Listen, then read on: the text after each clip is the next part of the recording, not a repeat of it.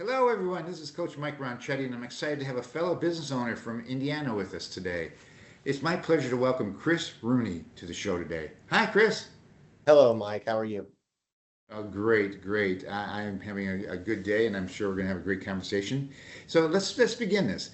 Some personal background.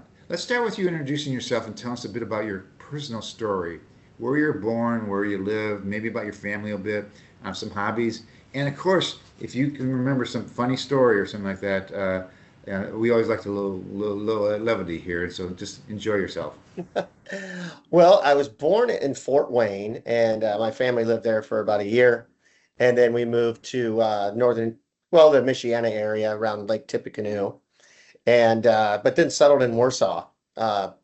First couple of years of grade school, and grew up on Main Street right there in Warsaw, Indiana. And I'm the oldest of five siblings.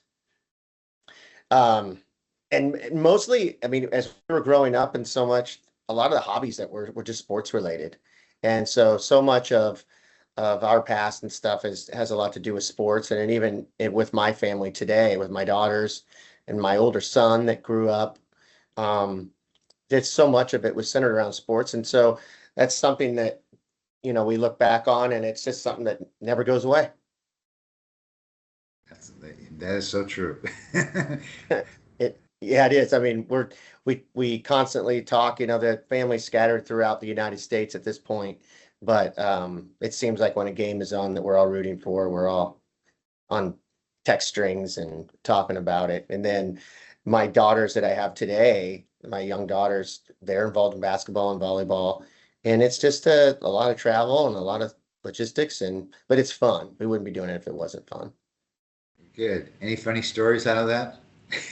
There must be. Well, I mean, I guess you could say you take a lot of photos, you take a lot of pictures during a lot of these kind of things, and we've had to do lots of retakes over the years just because I'm such a terrible photo. I'm not very photogenic, so my eyes are either closed or I can't smile, and it's frustrating sometimes, but that's a long-standing joke with our family. I'm the only one too, but I think my youngest daughter might have gotten it, but we don't know. It's aspirational. It's important to have somebody in the family keep the generation going. It's fun. Yeah, it sure is. Great. Well, fantastic. Thanks for a little bit of background. Now let's talk about your business a little bit. Now, tell us about how the business came about and what point you kind of have the ability internally and your confidence yourself to say, "Hey, I can do this part of it on my own." Well, the history of our company, I would be the third generation owner, and the history goes back to 1947. Um, and coming out of World War II, um, this company of Rayco was making cutting tools, and for all sorts of different industries.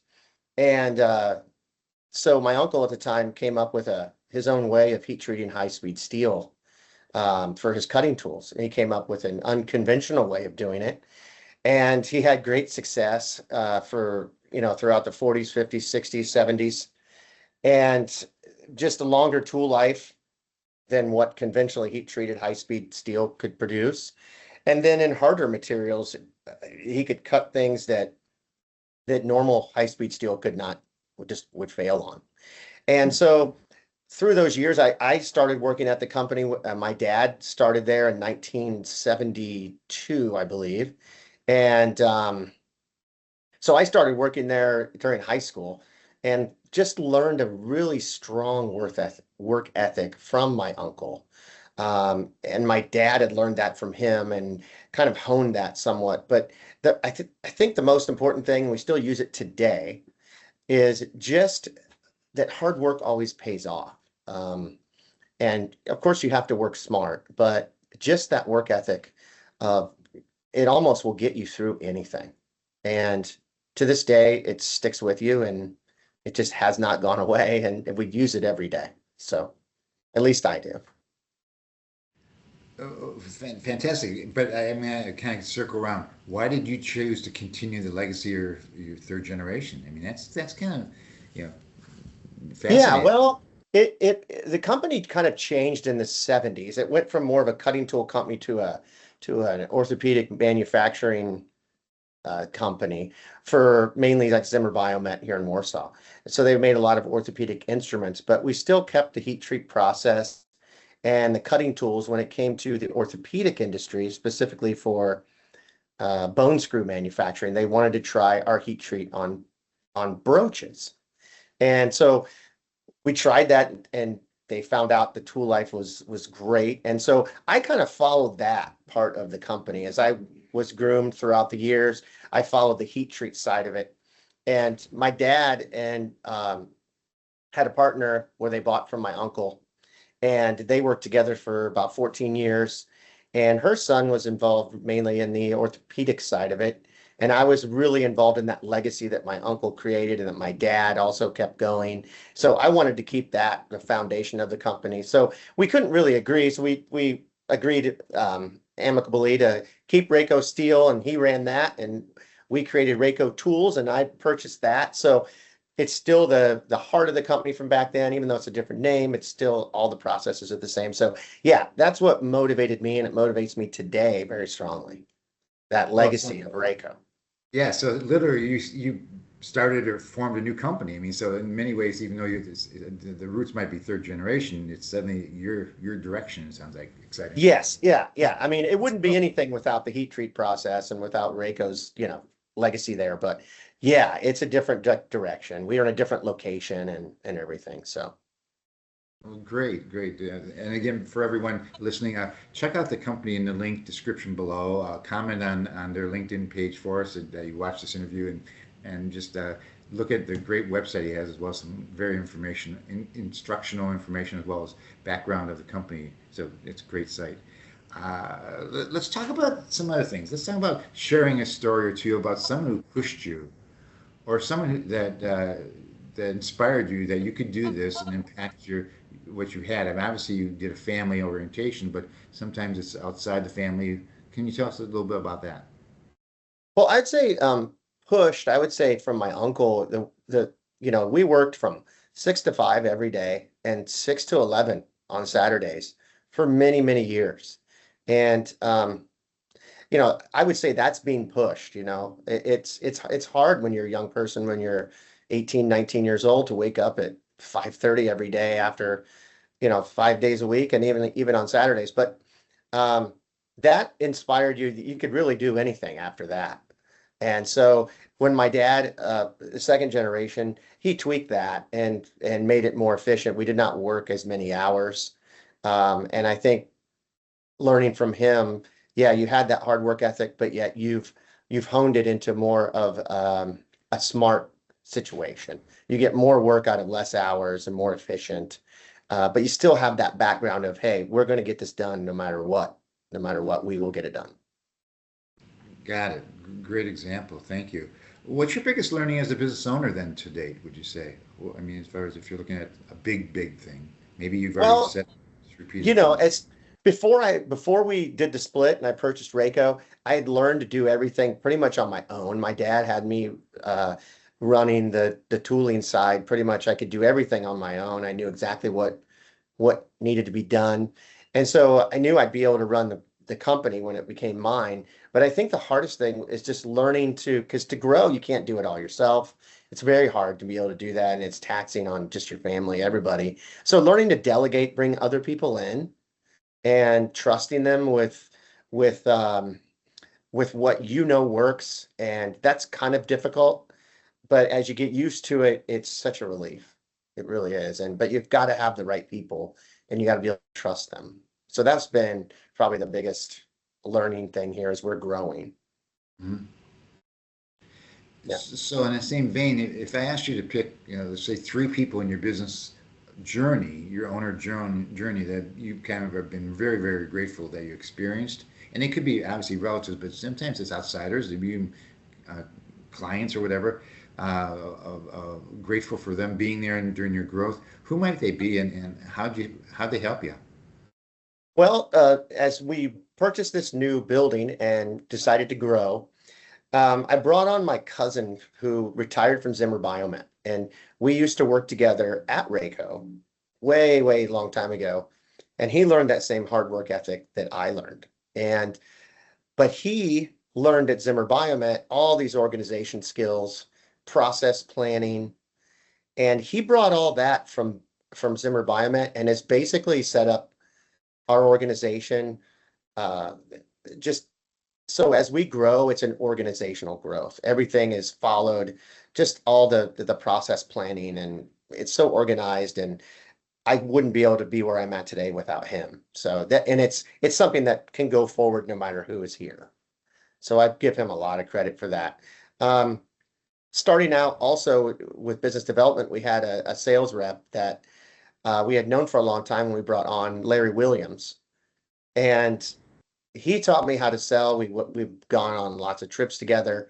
And just some of the things that he's done with his sales skills, I will use in the future so much. He's not with us any longer. He's moved on, but we still work together sometimes on different projects, and great guy. And then of course my dad, just the overall everything that has to do with who I am today is because of my father, and the way he's somebody that every time he said something would be a certain way and it's going to happen like this, it was always that way. You could just always trust him. And so anything I ever need, I go to my dad, and it's just a great confidence to have him. He still helps us out quite a bit engineering wise. And if we have a situation, I'll take him into a company, one of our customers, and we'll solve something that could be very difficult. And he just never fails at it. But he's retired now, but he still likes to get involved so much, and I talk to him almost daily. So Yeah, that's incredible. Great, great. Thanks for sharing those three key sure. people. So if let's look, you mentioned the word future, obviously. Let's think about the next 1 to 3 years. What do you think your number one point of growth or challenge do you want to achieve with you and achieve through your goals? Well, I think it's simple, and that's to gain market share for us.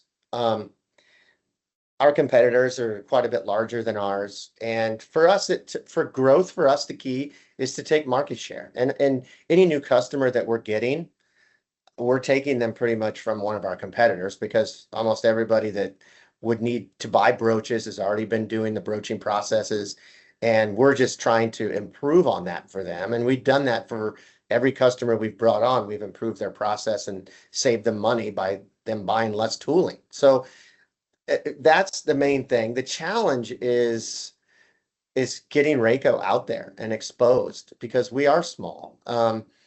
And we do have customers all over the country. It's just the challenge is to get out in front of ones that we haven't been in before. Word of mouth is great, but when you want to be on a national scale, there's got to be, and we're doing some things. We're doing some marketing campaigns right now that we've never done before, and that's just started. So we're hopeful for that for the start of next year. Well, thank you for being a little vulnerable there and say, hey, we're still figuring it out. Yep, we sure are. Yeah, Sure are. kind of in the same vein, we in my industry, we have a business coaching world that I guess, person who's kind of our leader of historical nature is Jim Rome is his name, and he's a legend. He passed away just about a year ago or so, and he always said, we tend to become the average of the five people we spend the most time with. And I reflect on that and just say, boy, through life, that's been really true to me. As you think about this, what advice do you have for business owners who are trying to do it all on their own?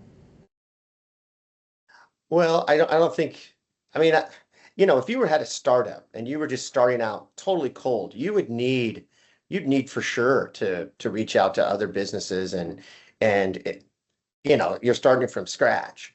I still think that's needed no matter what. In our situation, we had something that was it already had customers, customer list, it already had everything. I pretty much knew what we needed to do. But talking to other business owners, my friends that own businesses, they're not related to ours in a sense, um, but mentoring that way, and talking about what they've done. How do you guys do, just simple things like, what's your pay structure? What do you, all this kind of stuff is very valuable. And if you have friends like that, It's good to lean on them. We do, and I tell you, we have a tradition at Rayco that goes back over 40 years of doing a happy hour on Thursdays. And so we invite vendors, we invite customers, friends of those, and sometimes it could be a rather large tailgate, maybe I'm not tailgate, happy hour. I'm thinking of Friday's Notre Dame game. Um, it could be 5 to 10 people, and it's networking somewhat, but we still have the original guy from Zimmer Biomet that my uncle used to that started the tail. I mean the started the happy hour with. He still comes every Thursday, and he's 78 years old, and his knowledge is still right there. And so, yeah, it's great to have those people in. So that's kind of a way for us to do that. Some of them are business owners for sure. Yeah. Wow, wow, that's a great example of a 5 people, kind of tap on the shoulder because, like you're saying, you bring them in, that foundation of people keep coming back as well as you get new ones in, and it's just and you live true to your school as far as historical doing it, and you got a reputation that's great. I mean, it goes back to just like you said, sports. I mean, sports tends to be that hey, certain people are there, but also the sports teams change, and you still live with the same core values, and that sounds like how you guys model your company. It's fascinating how It's Carol. it's nice to keep tradition too. We just had our Rayco Christmas party just this last Sunday. And the guy that comes for all the happy hours, he's been there, oh my gosh, I think it's probably his 40th, and he was there. So it's nice to keep on those traditions. I think it's good in this situation. It helps keep it, you're following a path that has worked for so long. So it's just part of that. Great words of tradition. I love that word. Hmm. Great. Well, Chris, it sounds like you've been blessed with some incredible people who have helped you and your journey. What would you like to say to them? Well, I wouldn't be here without them for sure. And the main person being my father. Um, and also just, my whole family, of course, and a lot of good friends also. And I'm the kind of person that does like to talk a lot and ask advice and so forth. And sometimes it's hard to make decisions, but learning to do those hard decisions, I think, takes a lot of, asking advice and so forth, and you learn as you go. And then, another shout out to all of our customers as we've gained them. We learn a lot from them as well. Um, uh, un, Unvaluable types of things we learn from them and processes and so forth. So, yep. Great. Well, thank you for giving us that information. So, Chris, it's been a pleasure speaking with you today. Thank you for being on our show. Likewise, Mike, I appreciate it very much. Thanks for the opportunity.